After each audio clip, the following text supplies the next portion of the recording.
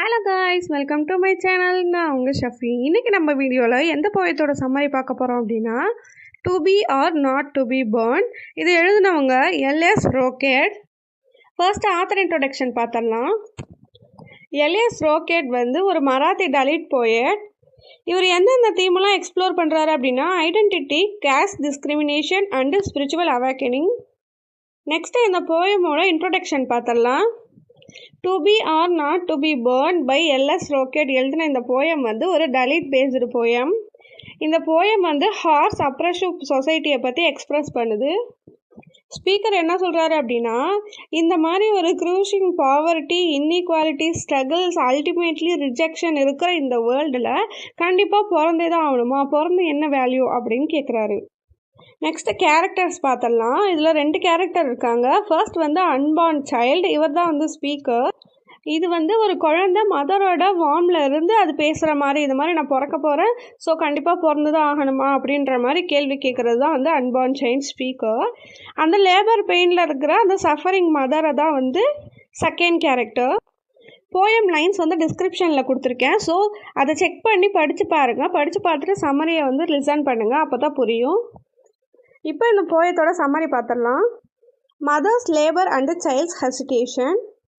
இந்த poem author எப்படி start பண்ணுறாரு அப்படின்னா, அந்த குழந்தை அவங்க அம்மாட்ட என்ன கேட்குது அப்படின்னா, எதனால் நீங்கள் வந்து இந்த லேபர் பெயினை தாங்குறீங்க அப்படின்னு கேட்குது. அதுக்கப்புறம் என்ன சொல்லுது அப்படின்னா, நான் வந்து வெளியே வர்றதுக்கு கொஞ்சம் லேட் ஆகும்மா, நான் பிறந்தோடனே நீங்கள் ஏன் லேட்டாக வெளியே வந்தேன் அப்படின்னு கேட்டிங்கன்னா, நான் உங்கள் வயிற்றுக்குள்ளே இருக்கும்போது என்ன யோசிச்சுட்டு இருந்தேன் அப்படின்னா, கண்டிப்பாக நம்ம பிறந்தே தான் ஆகணுமா அப்படின்னு சொல்லி யோசிச்சுட்டு இருந்தேன்.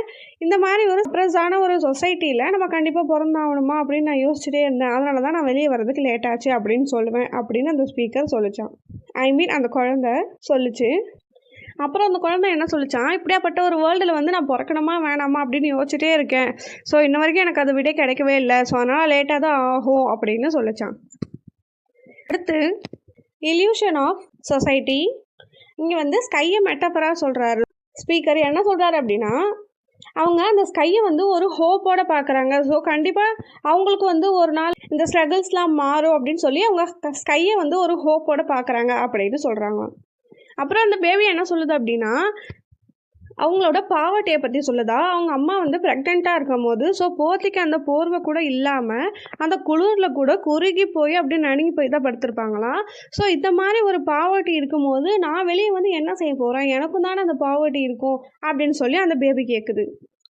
அடுத்து caste myth and conformity.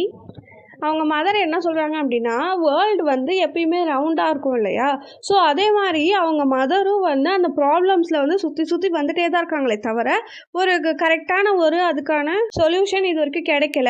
So எப்படி வேர்ல்டு ரவுண்டாக சுற்றி வருதோ அதே மாதிரி என்னோட மதரும் வந்து சுற்றி வராங்க அந்த ப்ராப்ளம்ஸில் தான் அப்படின்னு சொல்லி அந்த பேபி சொல்லுது. அப்புறம் ஒரு மென் அண்ட் உமன்னால் மட்டும் ஒரு பேபி வந்து ஃபார்ம் ஆகிறது இல்லை அப்படின்னு சொல்கிறாரு. அடுத்து ரிசோர்ஸ் இன்இக்வாலிட்டி. இதில் அந்த பேபி என்ன சொல்லுது அப்படின்னா, இந்த உலகத்தில் அவ்வளோ லேக்ஸ், அவ்வளோ ஃபால்ஸ்லேருந்து பயங்கரமாக தண்ணி ஊற்றுது, ஆனால் அவ்வளோ தண்ணியிலையும் எங்கள் அம்மாவுக்கு கையில் எடுக்கிற அளவுக்கு கூட தண்ணி கிடைக்கல அப்படின்னு சொல்லுது. அந்த கையளவு தண்ணிக்கு, அவ்வளோ பெரிய தண்ணியில் அந்த கையளவு தண்ணி எடுக்கிறதுக்கு கூட ரத்தம் சிந்தி போராட வேண்டியது இருக்குது அப்படின்னு சொல்லுது. அப்புறம் இந்த பூமி வந்து இப்போ நம்ம எங்கே வாழ்கிறோமோ அது நம்ம நாடுன்னு சொல்லுவோம் இல்லையா, ஸோ அவங்க இருந்தாலும் அது அவங்களோட நாடுன்னு சொல்ல முடியாது. ஸோ அப்போ நான் வெளியே வந்தாலும் ஒரு பேபியாக வந்துட்டு நான் பெரிய ஆள் ஆனாலும் என்னாலே இது என்னோட நாடுன்னு சொல்ல முடியாதுல்ல, அப்புறம் எதுக்கு நான் இந்த நாட்டில் பிறக்கணும் அப்படின்னு அந்த பேபி கேட்குது.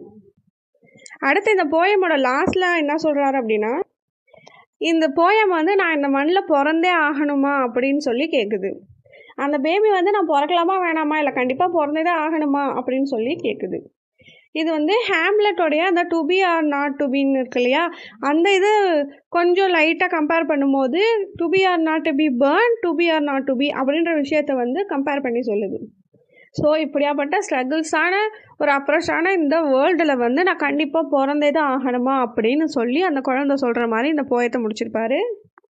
இந்த போயத்தோட சம்மரி உங்கள் எல்லாருக்கும் புரிஞ்சிருக்கும் நம்புகிறேன்.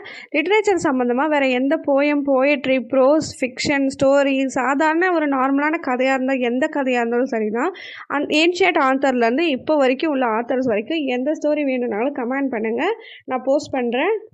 தேங்க்ஸ் ஃபார் வாட்சிங். Subscribe my channel.